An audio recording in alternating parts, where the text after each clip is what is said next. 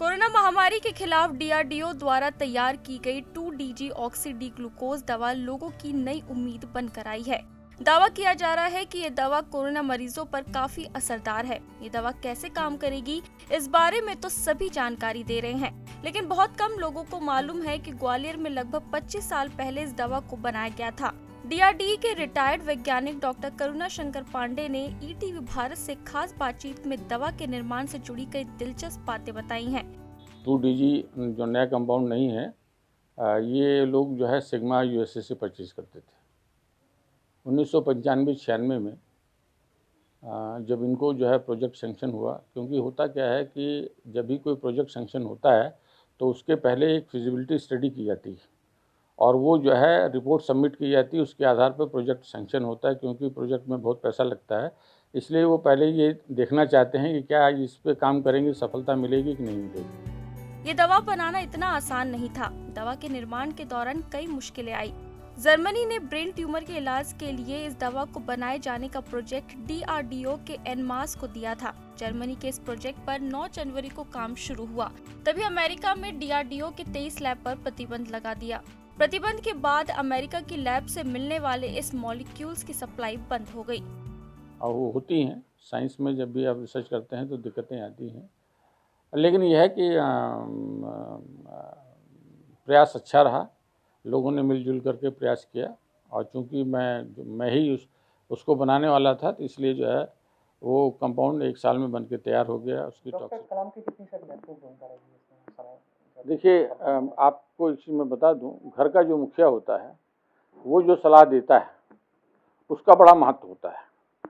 और डीआरडीओ के जो मुखिया डॉक्टर कलाम ही थे। अगर डॉक्टर कलाम ने प्रोफेसर विनय जैन को ये सलाह नहीं दी होती कि भाई आप जो है जो डीआरडी के जो डायरेक्टर से बात कीजिए और ये वो कोशिश करेंगे और जो बनाने की, तो शायद ये ना तो जो है ग्वालियर में आता और ना ही फिर ये इस देश में बन पाता। क्योंकि क्या होता है, जब तक किसी चीज़ की ज़रूरत नहीं होती तब तक उसके ऊपर लोग ध्यान देते नहीं। आवश्यकता आविष्कार की जन नहीं है, ये आप समझ सकते हैं। तो इस तरह से अब्दुल कलाम का बहुत बड़ा योगदान रहा है और लोग उनको मिसाइल मैन के नाम से ज़रूर जानते हैं, लेकिन उनको हर सब्जेक्ट में उतनी ही अच्छी जो नॉलेज थी जितनी कि मिसाइल में नॉलेज थी। तो इसलिए ये तो ठीक है, अब चूँकि उनका कंट्रीब्यूशन उसमें ज़्यादा था तो लोग एक जो है एक नाम चिपका देते हैं, तो इसलिए वो मिसाइल मैन हो गए। लेकिन वो पूर्ण रूप से जिसको एक जो ट्रू साइंटिस्ट कहते हैं वो ट्रू साइंटिस्ट ही थे। भगवान उनकी आत्मा को शांति दे, इस समय हमारे बीच में नहीं है दुर्भाग्य से।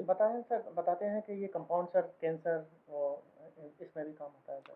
कैंसर में तो काम हुआ और बहुत सक्सेसफुल रहा, लेकिन मैंने आपको एक चीज़ बताई कि डीआरडीओ लेबोरेटरी जो है ये कोई अस्पताल नहीं है। ये अपनी फाइंडिंग देती है और ये फाइंडिंग जो है फिर ये अडॉप्ट करते हैं, चाहे वो हॉस्पिटल्स हों, चाहे डॉक्टर्स हों या और इंस्टीट्यूशंस हों। हमने काम किया, हमने अपनी रिपोर्ट गवर्नमेंट को सबमिट कर दी। अब ये जो है जो गवर्नमेंट का काम है कि वो किसको और आगे जो है देते हैं, क्योंकि हम डीआरडीओ के लिए कमिटेड हैं। हमारी रिपोर्ट जो डीआरडीओ को जाएगी, ना हम किसी न्यूज़ जो वाले को देते हैं, ना हम किसी और कंपनी को देते हैं, हम सीधे डीआरडीओ को देते हैं।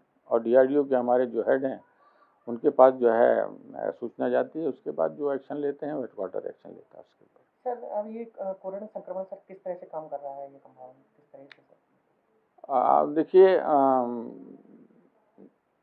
ये तो आप जानते हैं कि जब भी वायरस अटैक करता है तो बहुत फास्ट मल्टीप्लिकेशन होता है उसका, बहुत तेज़ी से बढ़ता है, बहुत फास्ट ग्रो करता है। और कोई भी चीज़ जो ग्रो करती है तो जो कैसे ग्रो करेगी, जब उसको एनर्जी नहीं मिलेगी तो एनर्जी तो उसके लिए चाहिए। और इसीलिए जो है जब शरीर में और उसमें ऑक्सीजन का बहुत बड़ा रोल होता है, तो जो ऑक्सीजन हमारे शरीर के लिए जानी चाहिए थी वो तो सब जो है जो वायरस ले रहा है। इसीलिए आपने देखा होगा कि जो है ऑक्सीजन जो है की कमी हो जाती है, लोग जो है मतलब जो डिप्राइव ऑफ ऑक्सीजन जिसे कहते हैं, तो इसीलिए ऑक्सीजन लेवल जो है मरीज का कम हो जाता है। ये जो है ये एक्चुअली जो है ग्लूकोज का मॉलिक्यूल है, उसको ग्लूकोज का एनालॉग कहते हैं या इनर्ट ग्लूकोज कहते हैं, या ये एक तरह से एक फॉल्स वो है। जब इसको वो देते हैं तो वो वायरस समझता है ये ग्लूकोज है, लेकिन वो वास्तव में ग्लूकोज नहीं है, जो ग्लूकोज का एक जो दूसरा रूप है। जब वो जो उसको वो मिलती है और जो उसको कंज्यूम करता है तो वहाँ पर वो ऑक्सीजन की डिफिशिएंसी होती है, तो वायरस एक्टिव जो इनएक्टिव हो जाता है। जब इनएक्टिव हो जाता है और उसको जो लगातार ऑक्सीजन की सप्लाई नहीं मिलती है तो उसकी डेथ हो जाती है। तो जो ऑक्सीजन हम सांस से ले रहे हैं वो ऑक्सीजन फिर हमारे उपयोग में आ जाती है, इसीलिए ऑक्सीजन का लेवल ऑटोमेटिक बढ़ जाता है। यही जो रिसर्च में ये साबित हुआ है। इसीलिए ये कहा गया है, अगर आपने जो बाइट सुना होगा, कि इसको देने पर जो पेशेंट जो 10 दिन में ठीक होने वाला होगा वो 5-6 दिन में ठीक होकर घर वापस आ जाएगा।